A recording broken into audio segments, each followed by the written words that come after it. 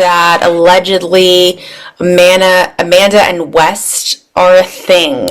I've read reports today that according to us, they weren't a thing, that he already had a girlfriend.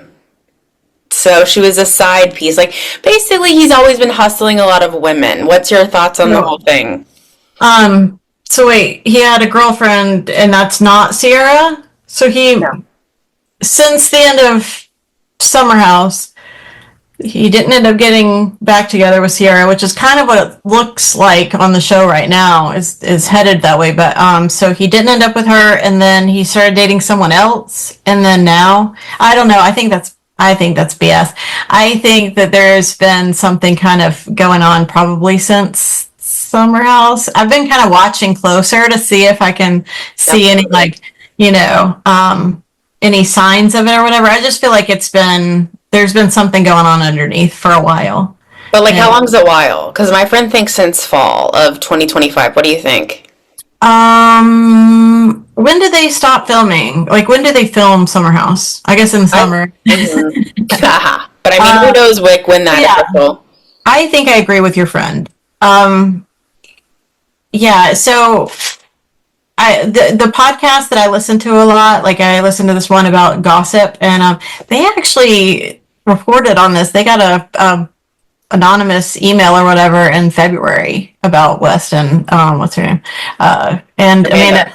But Beyond the Blinds, that's what they're called. They're cool. But I kind of trust them in this way where it's like they claim that they've always thought, it seemed ever since West got on the show, that there's been a flirtation between them. And, it may not have been noticed by everybody because she was married, so we didn't think that she was flirting, So. But in fairness, I think West just flirts with everybody. Yeah, it kind of does. Even the guys. Like you say. I do think he needs to get a PR person, though. Like, I know supposedly he's gaining followers from this. Amanda's losing followers and sponsorships and everything, but that sucks. But I just feel like this is giving him the wrong kind of publicity, and he's too messy with these things. And I guess too, just even you would like text me. So Sarah's so fun. I don't have it with me. I should have, but like all these like notes, and she's like, these kids they're not kids, but they're in their early 30s, mid 30s, late 30s, early 40s. And Sierra, I think, is in her late 20s. I'll excuse it. Okay, true. Just turned 30. But I mean, I guess that's the whole weird cycle of Bravo, is like, you're getting pumped up by partying and having these like problems. And usually when you're partying, weirder shit happens. But I guess my thing is, I don't think Amanda was divorced before she started messing with this guy, regardless of Sierra, which is such a friend, shitty, shisty. I don't care about Kyle. Let me just be clear. Michael Jackson box set. All Michael, all day. Only on VH1. Who's bad? You're just saying that, like, obviously there's ups and downs. Do you have any other friends that are single moms that you can connect with or anything like that?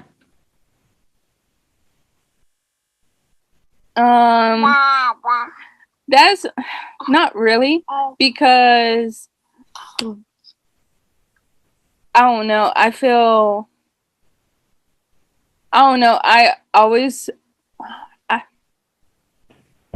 like a burden to most people, like, because I have to bring her everywhere with me, and I don't like feeling that way, so I pretty much just stay home all the time, and going out is rare. Mm-hmm. Like, it's occasional that I actually get to go out whenever I'm not working or going to school. So, right, that's right. I forgot that you are like working and going to school and a mom. Yeah. Well, I mean, I understand what you're saying, but I don't think you should. I mean, I love kids, and I know I have a lot of friends that either have kids or love kids. So I feel like you shouldn't, I mean, not that my advice would mean anything, but I hope you You shouldn't feel Yeah, like a burden, you know? I know. And, I have plenty of people who are like, oh, if you ever need me to watch her, then let me know. But like asking for help, like, I don't know about that. Right. So it's more so a me versus me thing than me versus anyone else. It's like, I always feel like I got myself in this situation, so I have to deal with this situation by myself, even though I have a lot of people who would help me if they can. So, Right. Well, that's good that you, I guess, acknowledge that, right? yeah, it's just actually doing it part. No, I feel you. I feel you. Well, like I said, huge props to you for being a single mom and then on top of that, working and going to school. That's a lot. Yeah, it is. No. Genesis, No. are you done? Tonight at 11 on Channel 9 Eyewitness News. We're gathering details right now on a deadly house fire. State investigators are on the scene. I'm Debi Faubion. We're following breaking news of a deadly accident in South Charlotte involving a forklift. We'll have the details at 11. Plus, Storm Team 9 is tracking a winter storm that's dumping snow across the Channel 9 viewing area.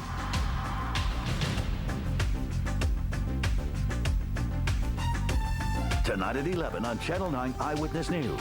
Covering the God, can you give us what's it like being a manager? It's fun and it's trying at times because you have to deal with, it's like I tell people I don't really consider myself a manager. I call myself a coach because I have to find good people and find their strengths and put them in the right position. So that way the team can win. So I really consider myself a coach. Very cool. That's amazing because it sounds like, yeah, to be a coach, it sounds like, and I can tell you already have an amazing personality and attitude. So I'm sure that the other employees, it's always nice to have an encouraging person to work with, right? Exactly. And it starts at the top, like with ownership. What to me, like when people come in and say how great my employees treat them, it starts with me. If I treat them good, they'll treat the customers good. So I always try to just keep the standard of having a laid back, relaxed environment, but serious one. Make sure we execute and do our job right. But we can laugh. It's all right to laugh. It's all right to cry. It's all right to have fun and work or enjoy coming to work. So again, from my research, Ace opened, I guess, like maybe towards the end of 2019. November the 5th, 2019. Yes, ma'am. So what was it like to open and then several months later have the pandemic hit? It was, I could say, crazy. I mean, like, cause it was like me coming into something new as far as like being a manager and then now having to manage a situation that no one had ever been through. So I couldn't go to anyone over me and say, hey, how do I handle this situation? That we all had to learn, on the fly. We had to learn together. So it wasn't like we had a blueprint on how to handle a pandemic. So it just like, we just gonna, tuck our heads down and just stick to it. Very cool. And I guess with everyone, it's just like no one had anything to compare this to, right? Exactly. Do you feel like customers are more joyous coming out of it, or do you think people tend to be more hasty or rude? Well, for me, like I always tell everyone, like what's better at Ace than the burgers is the customers. Like I feel like we have some of the greatest customers. Like we have regulars that come in and just the new people and just the vibe that we give them, and we always get it back. Like I can say maybe one rude customer my whole time being at Ace. So I think that's pretty good because we've sold a lot of burgers. So I take that ratio. Absolutely. And the burgers, if you guys are here in Charlotte or you come to visit, please go check them out. Definitely best burgers in town for sure. All right, thanks for that. Best burgers in town. So every time I've come, obviously I've just been a burger gal, but I've never tried the fried bologna. So can you describe fried bologna sandwiches to anybody that hasn't had them like myself? Well, like, and consider you from Charlotte, I'm surprised you never had a bologna sandwich. Yeah, very shocked. It's an old fashioned bologna. It's very thick cut bologna, which our bologna is, and then we got spicy Dijonnaise. We got house made pickles, onion scraws, And it's just kind of like I always tell people, it's not your grandma's bologna sandwich. Because I remember growing up, my grandma would make a bologna sandwich. It would just have mustard and bread, and that was like like steak for us sometimes. So Yes. like when they actually presented this, and I was like, yeah, this is not your grandma's bologna sandwich. So if you haven't had the opportunity to try it, I think it'll be worth it. Thank you, Katie Black. You're amazing. Thank you, love. I love your